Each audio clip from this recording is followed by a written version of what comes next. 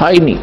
और जिन महापुरुषों के पास था उनको प्रतिबंध कर दिया था, मालिक ने प्रतिज्ञा करा दी थी कि अभी इसको डिस्क्लोज ना करना। तो महापुरुष थे वो अपनी अमृतवाणी में बोल के सारा कुछ लिख गए, एफिडेविट बना गए, कबीर इज गॉड, ये वो फाइनल कर गए थे वो महापुरुष जिनके दास बार बार उनके शुभ नाम आपको सुनाता है। और फिर हमारे सदग्रंथ उसी का प्रमाणित करते हैं कि कबीर इज गॉड।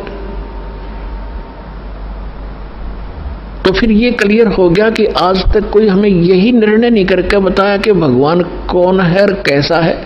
अब जैसे रामकृष्ण को और विष्णु जी को, शंकर जी को भगवान मानने वाले, उनसे अगर हम पूछा करते थे कभी, वो कहता मैं समाधि लगाता हूं, भगवान देखा आपने? भगवान दिखता थोड़ा ही है, वो तो निराकार है। अरे ये विष्णु ब्रह्मा जी की मूर्ति रख रखी, ये क्या फिर?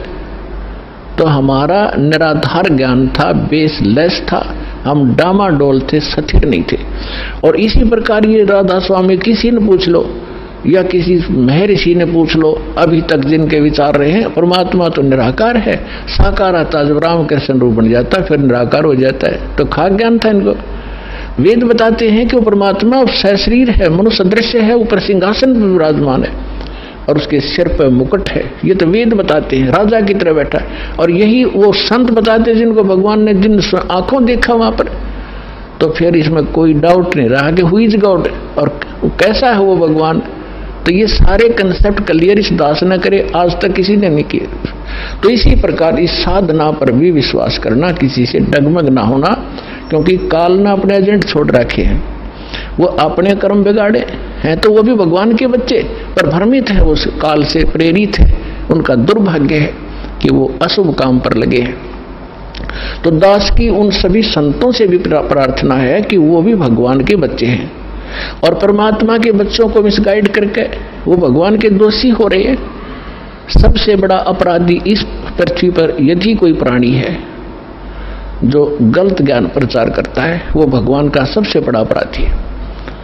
और आज देख लो, आज तक इस दास के अतिरिक्त या पहले महापुरुष रहे, उन्होंने जो ज्ञान दिया वो अपने सत्र का दे ही गए, उन्होंने आगे नहीं ये मंत्र वगैरह डिक्लेयर किए, वो बात अलग है। लेकिन वर्तमान में इस दास के अतिरिक्त सभी मिसगाइड किए बैठे, ये संत, मंडलेश्वर, आचार्य और शंकराचार्य। तो ये अपराधी उस परमात्मा के, इनको चाहिए अपना भी कल्याण करावें और सच्चाई से अपने अनुयायियों को भी परिचित होने दे, इनका भी कल्याण हो जाएगा। समय आ गया, ये तो होगा ही होगा। ये कह देंगे तो इनका जो है बड़ी शाबाशी होगी, इनकी इज्जत रह जाएगी। और नहीं तो चलिए तो यहाँ आवेंगे, फिर ये अकेले बैठे रहेंगे वहां पर, रोए जाइए अपने कर्माने। आज कौन ऐसा मूर्ख है जो अपने जीवन को नाश करेगा जब पता लग जाए? तो फिर दूसरी समस्या ये आती है कि गुरु नहीं बदलना चाहिए। कोई बात हुई या एक डॉक्टर से इलाज नहीं होता तो 100 बदलने चाहिए अपनी जान बचाने के लिए। और कबीर साहब कहते हैं, जब लग गुरु मिले नहीं साचा, तब लग गुरु करो 10 पांचा। और झूठे गुरु के पक्ष को तज ना लावे वार, और द्वार ना पावे शब्द का वो भटके वार का वार। और इतना शीघ्र बदल देना चाहिए गुरु को। कबीर साहब कहते हैं कि डूबे थे पर उबरे, गुरु के ज्ञान चमक, और बेहरा देखा जरा उत्तर चले फड़क। पहले बेड़े होया करते थे, फ्लोटिंग लकड़ियों का एक बेड़ा बना लिया। अभी तो नौका तो बहुत बाद में चली है, पहले बेड़ा होया करता था, उसके ऊपर बैठकर दरिया को पार करके अपना कोई काम करने जाते थे, उन बेड़े के ऊपर बैठ के जाया करते। तो वो बेड़े कई बार गल जाते थे, कंडम हो जाते थे। तो जब परमात्मा कहते हैं कि जिस साधना को आप कर रहे हो, जो गुरु की, जिस गुरु के जहाज में आप बैठे हो, उसका जब आपको उसके सामने दूसरा जो बिल्कुल ओके बेड़ा आ गया, नौका समझ लो आप, बेड़ा तो नहीं समझ में होगा। अब एक नौका है जिसमें आप बैठे हो, उसके अंदर सुराख हो गया है और जल उसके अंदर घर कर रहा है, अंदर प्रवेश करना शुरू कर दिया है। और उसके बराबर में दूसरा कोई सही ओके नौका रख देता है, साथ में खड़ा कर लेता है, और वो कहता है कि भाई तुम डूबोगे, इसमें आ जाओ। अब जिसने गुट्टी सूटी ला रखी होगी, नशा कर रहा होगा, तो ठीक है मौज हो रही है, वो तो डूबेंगे। और जिनको नशा नहीं है और उनको पता लग गया दोनों का डिफरेंस कि ये जल आ रहा है, तुम डूबोगे इसमें, तो वो जो जिनका नशा नहीं हुआ वो तुरंत एक सेकंड भी ना लावे, तुरंत कूद जाएंगे उसके अंदर। तो यहाँ परमात्मा कहते हैं डूबे थे पर उबरे, गुरु के ज्ञान चमक और बेड़ा देखा जर्जरा, यानी टूटा फूटा डूबण वाला, उत्तर चले फड़क फड़क, जैसे पशु कई बार आवाज सुनकर हॉर्न की फड़क को भाग जाता काफी दूर, बहुत स्पीड से भागता एकदम, तो कहते हैं ऐसे कूद गए दूसरे में। तो परमात्मा कहते हैं झूठे गुरु के पक्ष को तजत ना लावा वार, एक सेकंड के अंदर बदल लेना चाहिए। और पुण्यात्माओं, आज इस विश्व में कोई गुरु नहीं है इस दास के अतिरिक्त। सतगुरु की तो बहुत दूर की बातें हैं, वो गुरु भी नहीं है। तो कबीर साहब कहते हैं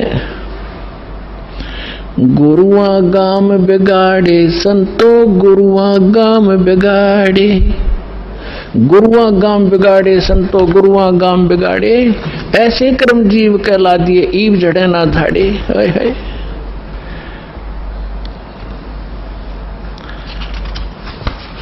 अब परमात्मा रह रहकर अपने उस ज्ञान के माध्यम से हमें बताना चाहते हैं कि गुरुआ गाम बिगाड़े संतो, इन गुरुआ गाम बिगाड़े, इन नकली गुरुओं ने जगह जगह गुरु बने बैठे और ऐसे कर्म जीव कहला दिए बहुर झड़े ना झाड़े। अब कोई जो भी पूजा उन्हें चपका दी, उनका ये कर लो, श्राद्ध निकाल लो, फलाना कर लो, अब वो उनको छोड़ना नहीं चाहते, जबकि सारे शास्त्र विरुद्ध साधनाएं हैं। अब क्या बताते हैं, पाहन को परमेश्वर कहते, या नंदा बड़ी भारी, या को मोह को समझ पड़ी है पूजा दी अगारी, जो हड़का जल भर कह लाए शरणामृत ठहराए, जड़ के चरण धो के दिन ने फिर चेतन को फिर पाए। अब क्या बता रहे हैं कि जैसे पहले हमने देखा हमारे गांव में एक शिव जी का मंदिर है और कभी वहां चले जाते थे, कभी त्योहार होता था, शिव जी का मेला पड़ता था, तो क्या करते थे, उस जोड़ में तालाब में जिसमें भैंस भी माए मूतते हैं, उस सब नहाया करती, वह भी पेशाब करें टट्टी करें, और उसमें से भर के लाते लोटा और उसको फिर भगवान शिव जी के उस पर शिवलिंग पर डालते और फिर आगे निकलता उसको लोटे में भर लेते। उसने चरणामृत बना कर सारा नबाटा करता पुजारी। परमात्मा कहते हैं कि जो हड़का जल भर के लाए तालाब से और चरणामृत ठहराए और जड़ के चरण धो के प्याए, उस पत्थर की मूर्ति के चरण धो के प्याए और जड़ के चरण धोकर दीने चेतन को फिर पाए, चेतन को प्याओ जड़ की जो पत्थर के चरणों का चरणामृत। फिर कहते हैं कौवा मच्छा और मीन जल पिया और बिष्टा की नामाई, गुरुआ कह तो गारा लग गया जुग जुग छूटे नहीं।